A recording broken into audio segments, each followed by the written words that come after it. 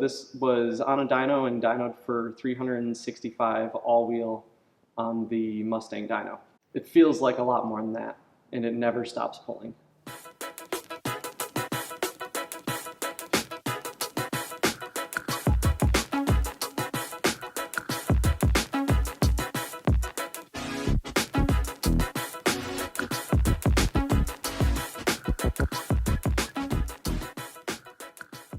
I actually had a deposit in on a Lexus, the RCF.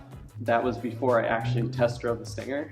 And to be honest, I really just wanted to test drive that Lexus. But also I would have bought it, but I went into the dealer about 2 days later, snuck in there with a different person and test drove the Kia instead, and then switched everything over immediately. Those twin turbos got me. I do not like the V8 power band. Like, I figured that out pretty quickly in the Lexus. Like, it was very fast, but it seemed slow.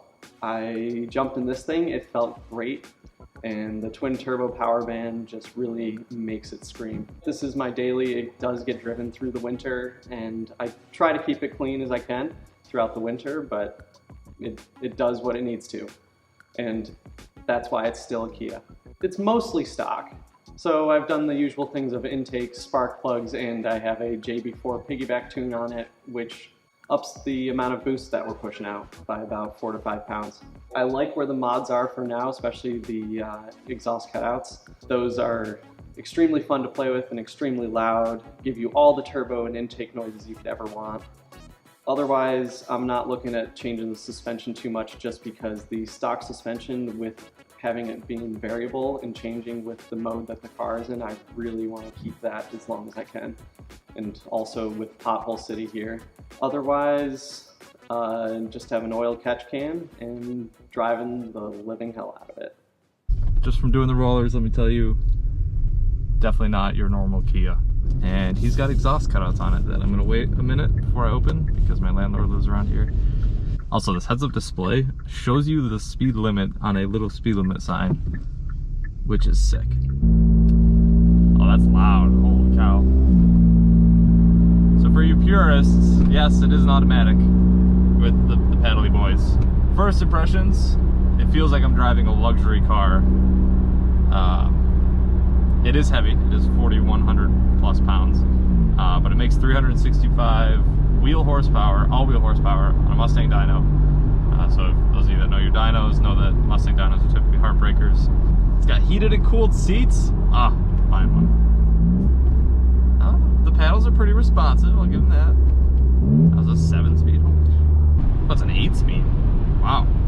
I'm gonna close the exhaust cutout so you can hear me talk. Holy shit. Okay, I was only giving it like a little bit of throttle, but yeah, that pulls a little bit. You can hear the turbo spool. Got some good blow off noises too. So these make 365 crank from the factory. With the tune, it makes 365 wheel. So that's a substantial, especially on an all-wheel drive platform, that's a substantial upgrade to just power delivery, and I'm sure it makes the drivability better, moves the boost curves down, all sorts of things, makes power sooner, all the good stuff that everyone wants.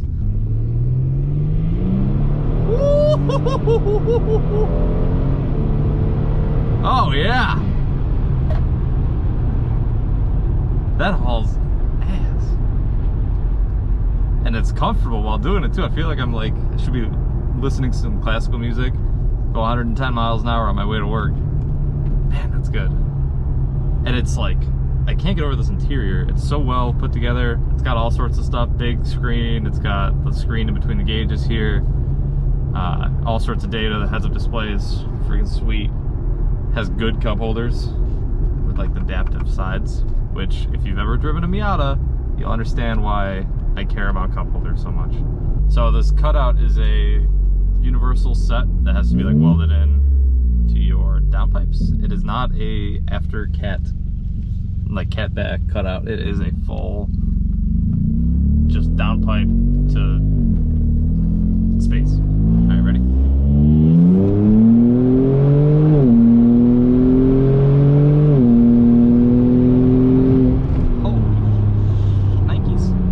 Sounds really good to watt. The open downpipes are a bit much for me, just cruising around, but at wide open throttle, it is something else. It has all sorts of features: heated, cooled seats, collision avoidance, lane assist, auto start stop, which if you're even remotely a car guy, you always shut it off. Heated steering wheel. Talk about daily driver primo status, especially up here where we have the worst thing ever, also known as winter. Heated steering wheel would be so clutch. I feel like these things are becoming more common nowadays, but like I drive a 30-year-old convertible that barely has seats and a steering wheel. Definitely making me reconsider what my next daily will have. Super comfortable and super capable car. I would be curious, I've instructed one of these at autocross like 3 years ago. I'd be curious to drive one now and kind of see what it feels like. I feel like it would do pretty well. Where am I right now? Is this really happening? This is a Kia? This is the car to change Kia's image. When it first came out, everyone was abuzz about the looks of this car. First time I've been in one, and it's a really nice place to be. This is what I think of when I think saloon, luxury, sports car. We've got cutouts, which I'm gonna open up here. The noise! Oh my goodness. Okay, that feels faster than 360.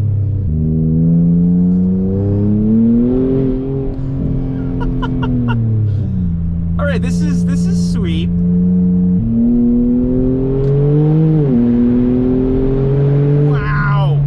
Wow.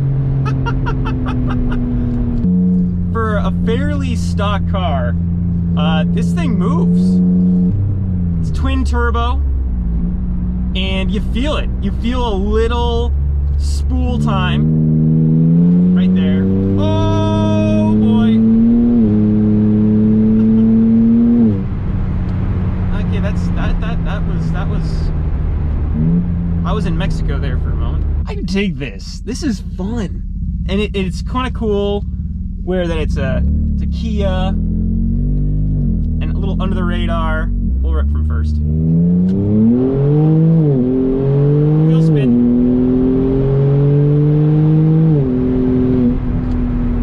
Wow. All right, this is cool. I get this.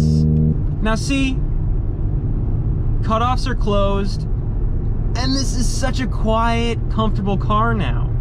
It doesn't even make any noise. So David, the owner, says with the cutouts, it's a very Dr. Jekyll, Mr. Hyde. And I get it. I could see road tripping in this car, driving 9-10 hours, perfectly comfortable. And then if you get to your destination with some winding roads, you know, you hit the sport button, open those cutouts a bit, and yeah, you've got a properly fun car for the back roads. And it's not my first choice for a type of car, but for a daily, yes, please, thank you. Yeah, Kia did it. And we knew this already, getting great reviews across the board, but now I've been able to experience it. Yeah, Kia, great job. And David, I think this is perfect. Don't need to do anything else for a daily. This is just Dr. Jekyll, Mr. Hyde. All right, so we have just drove the Stinger, which I've been wanting to get my hands on for a while now at this point.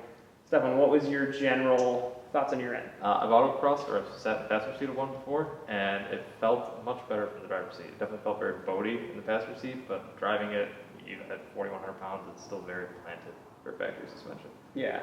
I'll also say that is the hardest pulling 360 horsepower I've ever experienced. Yeah.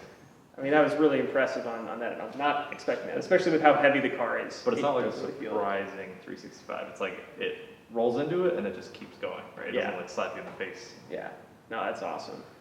So anyway, that'll about do this video. Thanks a lot for having Absolutely. us out and letting us drive the car. It was awesome.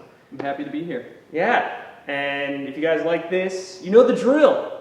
Comment, like, subscribe down below. It's review season. It's what it's happening. This could be you. This could be you. We could beat on your car for you. But if you watch Twitch, you can pitch your Yeah, if you want to see mixed reality Beat Saber, possibly once or twice a week, follow me at twitch.tv/haywall. Boom. Plugged. We'll throw it right Yeah. lobs. About it, Stefan, anything? You know, we got our manager over here. You know, managing the situation. I think that couch is coming in handy. Cool.